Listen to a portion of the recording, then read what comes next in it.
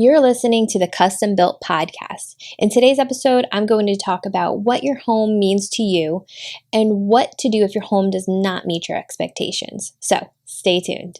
Take a minute and sit with this question. How do I feel in my home? And it doesn't matter whatever your answer is because it's okay. What the goal is for you to have clarity around what it is or how you feel in your home. And if you feel home and peace and calm, that's so beautiful.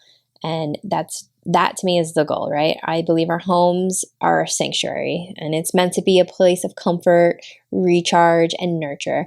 It's a place where we can be ourselves completely, where we can strip down and get out of all the masks and layers that we're wearing throughout our day to be the professional that we need to be when we're out and about at our work, at our jobs, when we're in front of our, not so much in front of your kids, but you should be able to be you, right? But sometimes we need to build this up and play these parts and not just be free in who we are. That should not be true. We should be able to be who we want to be at all times and not have to wear these masks. But I think there's a part of your day-to-day where you have to cool it down a little bit. So for example, I work with homeowners a lot, right? I help them put their homes back together after some kind of disaster, whether it's natural or plumbing issues, fire, whatever. And so a lot of times they're not at their best and their frustrations are what they're feeling.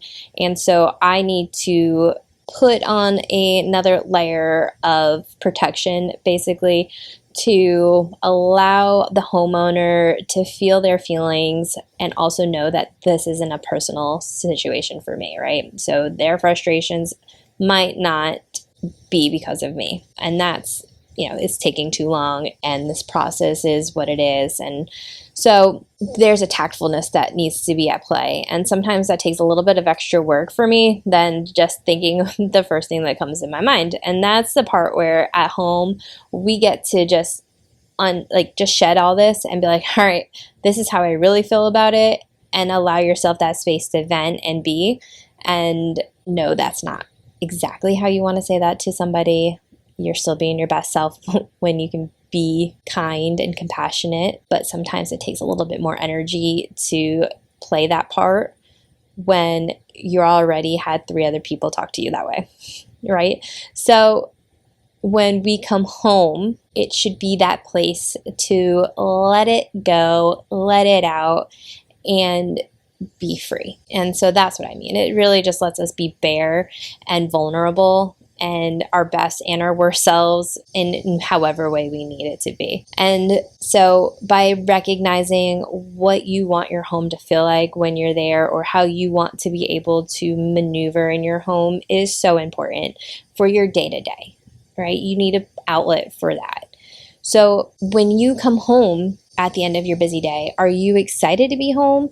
Maybe home feels like a place where you can recharge and relax. Maybe it feels overwhelming and there's chaos when you walk through the door. Or maybe you're in autopilot mode and completely unaware of what you're feeling. It's just another day, right? So when you have an understanding of what you feel when you get home, it allows you to recognize if it's aligning with your expectations and how you want to live. It also can shed a light on your mood outside of your home. So if I didn't have a space to come home and just let loose of the frustrations throughout my day, the next day, I might not be able to be as tactful and patient with a homeowner who's feeling upset and angry in their situation. And that's vital, especially in a job that I'm doing on the day-to-day. And there's other jobs, right, that are just like this: nurses, doctors, teachers, whatever. We all have to play a role where we have to put on and be our best selves if we want to perform well in our jobs, in our day-to-days, right? So when we don't have that space at home, that is the outcome, right? We end up not being our best selves. We're a little grumpier. We're not able to be as productive. We're not sleeping as well. We're frustrated. We're snapping at people. We're getting mad in traffic. That road rage is real, right? So how do we adjust our home in order to give us that space to recharge. And how do we do it with other people in our home? So a lot of us have families, some of us have roommates, some of us might live alone, and that's kind of a beautiful situation where you really get that freedom. And no matter what living situation you're in, I'm sure there's one space that you can claim just for yourself, even if it's just your bedroom closet where you can arrange things in a way that just allows you to be free, right? So how do we do this? And how do we recognize the things that we need in order to be ourselves at home? And that's really just going to come down to a lot of sitting and getting real with ourselves and honest. So, for example, I like to recharge. I need quiet, calm, peaceful. My husband, my children, they're loud, they're making noises. I honestly just want them to shut the F up. And instead of just yelling at them to do so, because again, that wouldn't be very kind and that wouldn't really align with me, even if I'm screaming it in my head. You get the idea. We need to be able to just detach and have that space. So I've claimed our bedroom, and thankfully my husband respects that. My kids sometimes respect that. It's, once they cross that threshold into our room, it's calm. We don't get to be crazy and wild. We're not jumping on the bed. We're not coming in with angry and crazy pants behavior. So that is really where I come and go and sit and do that when I'm really struggling.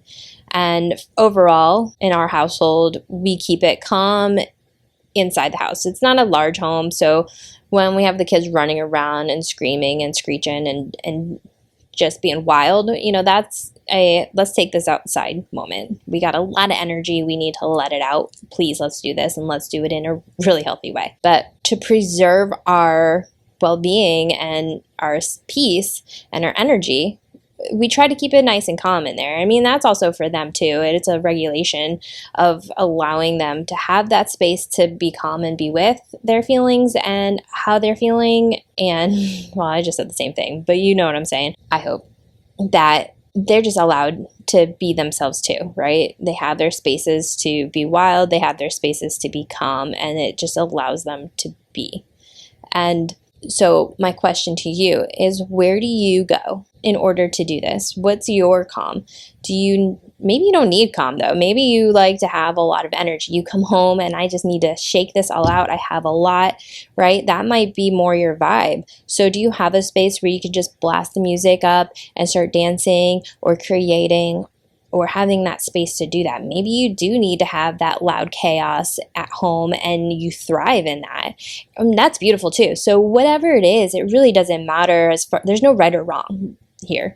It's 100% what's true to you and what allows you to be you and allow you to feel like you're actually at home, right? It's not the signs on the wall, home is where the heart is. I mean, it is, but it's also like you need to be able to be you, and you need to be able to have that space to just be vulnerable in it. And when we have different needs from our families and our housemates, how are we finding ways around that? Right? So maybe your roommate likes to have that loud energy and be wild and crazy, and that's where they thrive, but you cherish it being quiet and calm. So how do you do that? Are you able to go in your own separate spaces and have those moments? Are you able to say like, hey, I need an hour and I'm going to blast this music as loud as I can? You might not want to be home for this. I know you like your peace and quiet, right? So are there ways that you can do this and function and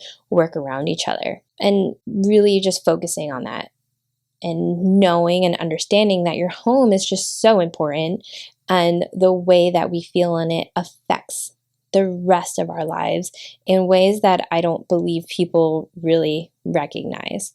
So what can you do today to make space for you to have home and to feel like you're able to be you? Thank you for hanging out today. If you liked what you heard, please make sure you hit subscribe, and I hope to see you again next week. Have a good one. Bye-bye.